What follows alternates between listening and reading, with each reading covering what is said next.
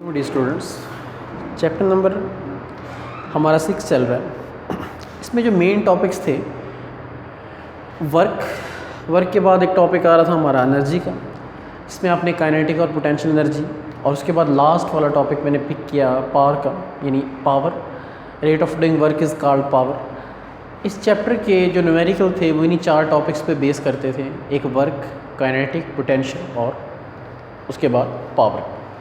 लेकिन यहाँ पे एक टॉपिक अब हमारा जो नेक्स्ट स्टार्ट हो रहा है, फॉर्म्स ऑफ एनर्जी। तो थोड़ा सा पहले मैं एक दफ़ा रिकॉल कर देता हूँ एनर्जी के टॉपिक, टाइप्स ऑफ एनर्जी को, और फिर forms of energy. Short question type है, हर फॉर्म ऑफ एनर्जी को आपने 3 से 4 लाइन में डिस्क्राइब कर देना, ठीक है।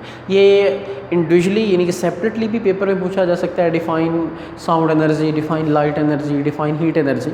और ये लॉन्ग क्वेश्चन की फॉर्म में भी आ सकता है कि 4-5 फॉर्म्स ऑफ एनर्जी को इकट्ठा कर दे और कह जी write the detail note on following, light energy, heat energy, sound energy, ठीक है। तो डिफरेंट वे हैं इसके पेपर में आने के। तो यहाँ पे सबसे पहले what is energy? Energy ability of a body to do work, इसको एनर्जी कहते हैं। अब ज़रा सुने, ज़रा इसका लिंक सुने। एनर्जी और वर्क दोनों का यूनिट भी सेम है, जाउलिन का यूनिट। एक वर्क एनर्जी थ्योरम भी है हमारे पास, लेकिन हम 9th में उसको डिस्कस नहीं करेंगे। Ability of a body to do work is called energy. किसी बॉडी में जो एबिलिटी है काम करने की, उसी को तो हम एनर्जी कहते हैं। उस एबिलिटी का नाम, वो जो काम करने की एबिलिटी है, जो कैपेबिलिटी है, हम उसको एनर्जी कहते हैं। और अगर वो नहीं है, बॉडी तो है, उसका मैस भी है, बट उसके अंदर एबिलिटी नहीं है कि वो मूव वर्क करे। अब वर्क क्या चीज़ है? फिजिक्स किसको वर्क कंसिडर करते हैं? What is the actual meaning of work in physics? Okay, I have an example for you. एक पर्सन सुबह उठता है और अपने ऑफिस जाता है 9 बजे से लेकर शाम 5 बजे तक, consecutive 9 to 8 hour, 8 to 9 hours वो पर्सन कंप्यूटर पे बैठता है और अपना काम किए जा रहा है। उसने लंच ब्रेक नहीं की, वो कहीं गया नहीं, उसने कहा जी मैंने 8 घंटे में अपना काम ख़त्म करना। जब फाइनली उसने 8 घंटे लगाए कंप्यूटर पे, 9 घंटे अपना काम करते करते, शायद आप इस चीज़ को एडमिट करते हैं कि हो सकता है कि उस पर्सन का दिमाग जो है वो, या क्या कहते हैं कि बॉडी जो इतनी थक चुकी हो कि उसके अंदर हिम्मत ना हो कि मज़ीद काम कर सके। डेफिनेटली हो सकता है, हेडेक हो सकती है, उसको सर में दर्द हो सकता है। लेकिन अगर हम इसी चीज़ को फिज़िक्स से पूछें तो फिज़िक्स कहेगा देयर इज़ नो वर्क, तो ये वर्क ही नहीं है। लेकिन वो बंदा कहता है मैं तो एग्जॉस्ट हो चुका हूँ काम कर, ख़त्म हो चुका हूँ। लेकिन हमारे यहाँ साइंस में, फिज़िक्स में हम उसको काम कंसिडर नहीं करते। हमारे यहाँ फिर वर्क क्या है कि बॉडी मोशन करे, डिस्टेंस कवर करे, एक जगह से दूसरी जगह ट्रैवल करे, सराउंडिंग चेंज हो, उसको हम वर्क कहते हैं। अब वर्क सराउंडिंग में आप तब जाओगे जब आपका एनर्जी लेवल होगा।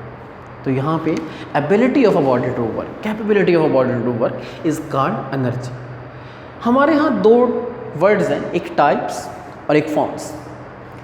टाइप का मतलब किस्म, कितनी तरह का, कितनी किस्म का, कितनी इसकी हालत, कितनी हालतें इसकी, डिफरेंट इसके मीनिंग्स हो सकते हैं। और तकरीबन फॉर्म्स जो हैं वो भी इसकी हालतें, इसकी शक्ल, तो तकरीबन मिलते जुलते वर्ड है, कोई ऐसा नहीं है। इसकी स्टेट कितनी है, फॉर्म, तो ऑलमोस्ट हम एक मीनिंग में ले सकते हैं। ऐसा नहीं है कि जी, नो डाउट थोड़ा बहुत डिफरेंस तो है, लेकिन तकरीबन इसके सिनोनिम में आ सकते हैं।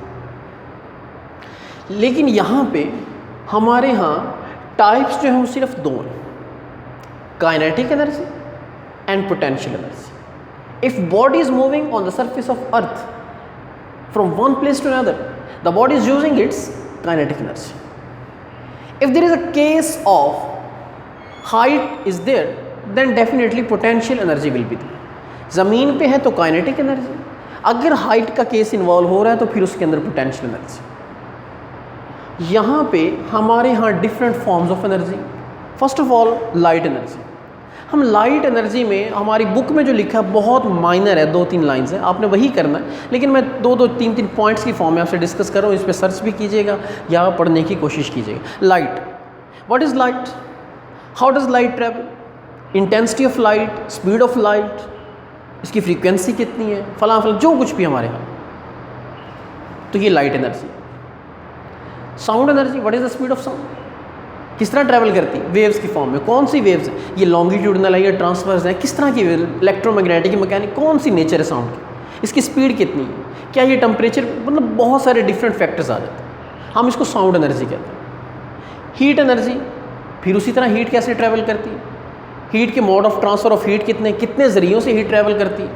तो डिफरेंट चीज़ें जो हैं वो यहाँ पे डिस्कस की जाती है। इसी तरह हमारे पास विंड एनर्जी है, इसी तरह हमारे पास एनर्जी फ्रॉम वाटर। तो एनर्जी फ्रॉम वाटर, आप एग्री करेंगे कि हमारे यहाँ इलेक्ट्रिसिटी बनाने का सबसे जो मेन सोर्स है वो एनर्जी फ्रॉम वाटर। वो डैम्स में हम पानी स्टोर करते हैं, फिर उनको हम हाइट से फेंकते हैं। तो वहाँ पे भी जितनी देर तक आप हाइट में रहते हो आपके पास पोटेंशियल एनर्जी, और जितनी देर तक आप ज़मीन पे मूव करते हो आपकी काइनेटिक एनर्जी। इन दोनों का जो मिक्सचर है, इन दोनों को इकट्ठा कर लें, the whole amount of a body energy for a body, kinetic plus potential, that is known as the mechanical energy. जब एक सिंपल टर्म यूज़ की जाए ना मैकेनिकल एनर्जी, इसका मतलब है उसकी दोनों बॉडीज़, दोनों एनर्जी लेवल को डिस्कस किया जा रहा है। तो अगर हाइट आ जाए फिर पोटेंशियल, और अगर हम ज़मीन पे रहें तो काइनेटिक। रीडिंग है, सारी रीडिंग कीजिएगा। अगर फिर भी कोई कन्फ्यूजन रहे तो इंशाल्लाह उसको नेक्स्ट हम क्लियर करें।